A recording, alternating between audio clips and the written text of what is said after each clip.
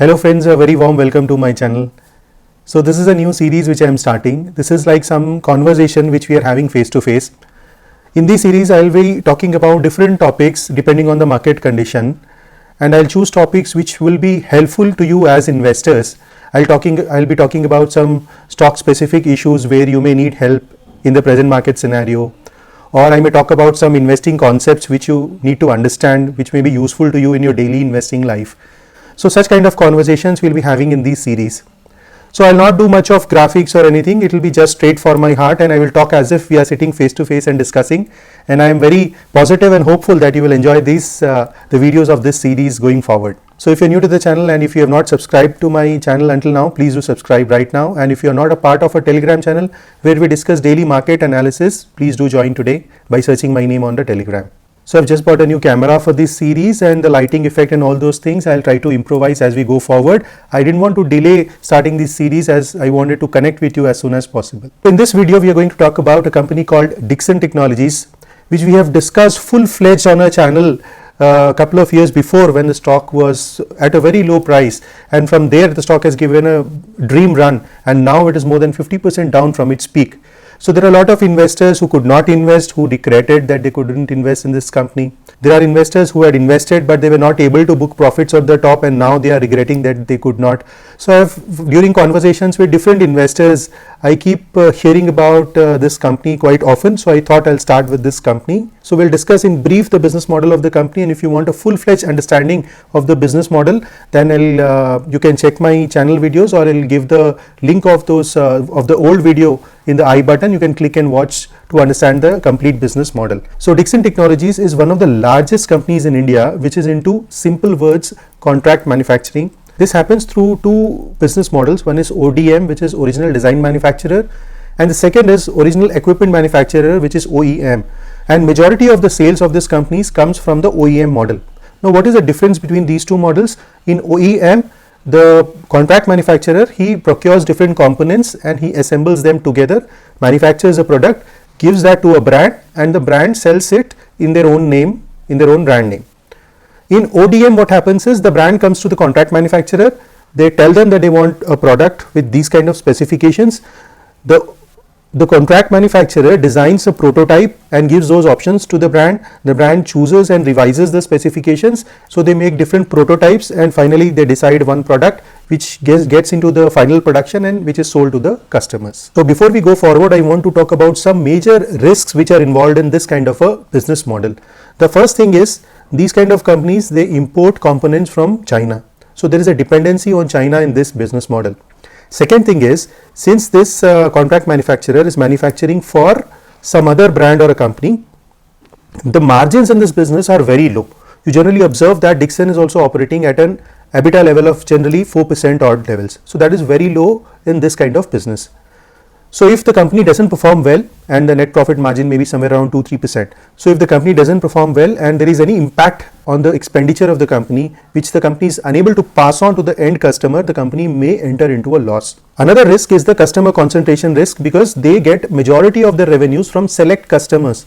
So if they don't, in this field, if the company is not very big, and if they are just started and they are getting revenue from 2-3 customers, if at all one customer goes, 25 to 50% of the revenue of the company might be impacted. This is not the case in case of Dixon, because Dixon is doing this for many brands and many product verticals. But in general in this industry, for a smaller company, this is a very huge risk. The next risk is the competition risk, because this company competes with listed and unlisted, organized and unorganized players in India, as well as they have direct competition from the Chinese manufacturers, because these brands were ultimately getting their products manufactured from China. Post-COVID, they are looking for an alternative in India, but they have still not left their Chinese manufacturers completely until now. So the competition from China still remains for these people in India. The next risk which you have to observe is the technology risk, because these brands keep upgrading their technology and models of their products. So the contract manufacturer also has to upgrade accordingly. Otherwise, they will not get new orders from their customers. And the last thing is, their growth is ultimately linked with the growth of the end customers. If those brands are not doing well and there is a slowdown in the sales of these brands, that will have a direct impact on the sales of companies like Dixon. So these are the things which you should know in this kind of a business, because this I'm going to link with what is happening in the company right now. So you will understand why the stock is falling, what is the company undergoing in the present market scenario. So this I wanted to give you a brief background and outline some risk before taking into the talking about the stock specific issues. So before we talk about what is happening now, let's talk a little about what has happened in the last couple of years in this company. This stock was trading at during pre-COVID levels somewhere around Jan 2020. I'll give you some facts and figures. In Jan 2020, this stock was trading at somewhere around 800 levels. From there, where the revenue was somewhere around 4,400 crores. From there, in October 2021, the revenue and the stock price went up to almost 6,243 rupees, which is almost 8x returns, which is massive for any investors like us. And the revenue shot up from about 4,400 crores in FY20 to 6,448 in FY21 in just 1 year. And the next year in FY22, the revenue shot up to 10,697. So this kind of growth was experienced by the company because of the Make in India or China Plus One strategy which the different customers were applying. And that is why, because of this massive growth, the stock gave a dream run and gave 8x returns. But what is happening now? The stock price has gone down more than 50% from its peak of 6,200 odd, and it is trading somewhere around 2,700 levels presently. So the investors now are in a fix. They are not understanding what to do. They are not understanding what's going on in the company, which we'll talk about now. If you have been following me for the last 2-3 years, you might have understood by now that I give a lot of importance to the valuations of a stock before buying and during the holding period as well. So let's talk about the valuations of Dixon. Pre-COVID in Jan 2020, the valuations of Dixon were somewhere around 1.1x the market cap to sale. That means that if Dixon was doing a revenue of about 4,400 crores odd in FY20, during that period, the market cap of the company was somewhere around 5,000 crores. And from there, during its peak, it went up to the valuation of almost 5 times the revenue. So that was a extreme valuation which this company got during the journey in the last couple of years.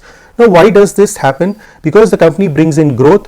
The company gives on more positive guidance every time the management comes on television or in earnings call, and there is a euphoria created in the market. So the investors are willing to give much higher multiples to a stock or a company than it actually deserves. But on an average, if you see the last 5 years, the median market cap to sales is somewhere around 1.7x, and now post correction, it is somewhere trading around 1.3x, which is nearby the median market cap to sales. Before I talk further, I will explain you a simple investing concept which will be very helpful to you during your investing decisions. It is called a mean reversion concept. I link this valuation to the mean reversion concept as an example for you to understand the concept, as well as you will understand what has happened with Dixon. So as we have discussed, the starting valuations were almost 1.1x the market cap to sales, which went up to 5x, and now it is about 1.3x, and the median is somewhere around 1.7x. So you have observed in this example that the valuations have ultimately come back to the average valuations in the long run. Although 3 years is still a short period of time, normally you see about 5 to 7 years in this concept, but still if you observe, now the stock is trading at somewhere around the average valuations which it has got in the last 3 years. So the valuations have reversed to the mean. So this is called a mean reversion concept. This generally doesn't apply just to valuations but to everything in the investing concepts. So I just want to clarify before we go forward in this video or in this series, if we talk about any stock specific discussions, it will not be a buy or sell recommendation. We are just discussing for educational purposes. I'll give you facts and figures, I'll give you points of thoughts, I'll share my knowledge with you, and I will take you to a point where you can see the video and decide on your own what should you do as investor. So now let's talk about why the Dixon stock has fallen in the last few months. This first thing which we have already discussed is that the valuations which were euphoric at one point of time are now falling down, and they have returned to its mean valuation. The second thing is there is a slowdown in the growth of the company. If you see the recent results of Q3 FY23, the company has reported a revenue of about 2,400 crores. So year on year, the revenue has gone down from 3,073 crores to about 2,400 crores. And quarter on quarter also, the revenue has fallen from about 3,867 crores to 2,400 crores. So there is a clear slowdown in the growth of the company. So whatever valuation market was willing to give earlier to the stock, the market will not be willing to give that, and that is why there is a downgrade happening in the company stock. If we look at the business of the company closely, we observe that the lighting segment as well as the mobile phone manufacturing segments, these segments are witnessing a slowdown. The third thing is that the company, whatever guidance the company was giving in terms of the growth for the next 2-3 years or 5 years, the company has cut down the guidance of growth. So this is a clear indication that the company itself is not so positive as it was earlier. So because of this multiple reasons, there is a fall in stock. Even though these kind of slowdowns are experienced by the company, there are some positive things which are to be looked at in this company. The first thing you have to judge as an investor is whether this slowdown is temporary or permanent. By looking at the growth plans of the company, hearing the management of the company, looking at what the company is doing, the capex and what products the company is starting, you will be able to judge whether it's a temporary slowdown or a permanent slowdown. The company has still a healthy order book for the future. Although the guidance have been cut down, but the order book still remains positive. Their capex plans are intact. They are increasing their capacities. They are diversifying into newer products like wearables, etc. So these kind of positive triggers still remain in the company. So now that you know what is happening in the company, what should you do as investors? Now I would broadly classify the investors into two types. The first one is the investors which are already holding the stock, and the second one which are not holding but they are looking at entering the stock. So generally whenever we see a slowdown in the business of a company and the management itself is cutting down the guidance, the stock falls and then enters into the consolidation mode. Now during that consolidation mode, there could be time correction and price correction. Now whether there is further downside in the stock, there can be. Why it can be? Because the performance in the December quarter, if this kind of performance further continues, then the valuations will also further go down. So until the management indicates that they have seen the worst and the worst is behind them, there may be further correction in the stock. So if you're a long-term investor, if you're holding this stock for a very long time, you have that patience to hold it for the next 2-3 years, then as the growth comes back in the company, the stock will surely recover, but that will take a huge lot of time. Now it is up to you to decide what you should do as an investor depending on your mindset and your investing style. There may be also a question in your mind whether you should further put in money in the company. So that you should decide based on your present position size, because your allocation cannot be too much in a single stock. Second thing, you should see whether the management is gradually becoming positive or not, and whether the worst is behind or not. When those kind of doubts are cleared from your mind and the position size is small, then it makes sense for you to average or increase your position size in the stock. Now coming to the second type of investors who are still new and who have not entered the stock and looking at an opportunity to enter. So in terms of valuations, as you have seen, the stock is trading at still near the median valuations. It is not something which is very undervalued right now, and still there is not much clarity from the management whether the worst is behind them or not. So till these things get clear, and whenever you get some dip where you get it at a undervalued level, some of those levels where you find the stock undervalued will be the right time for you to enter. Because right now still the valuations look more or less fully priced looking at the present revenue which the company is generating. So this is about Dixon and what's going on in the company and the stock. I hope you liked the conversation we had about Dixon Technologies, and I'm sure the concept of mean reversion will be helpful for you in your future investment decisions. Now talking about the videos which you are going to make further, I would request you to share your suggestions in the comments as to what topics you want me to discuss in this new series, and I will take up one of the topics and discuss in detail in the next video. I hope you like the video. If you like it, hit the like button and share it with your friends, especially with those who are still holding Dixon. Thank you for watching and have a wonderful day.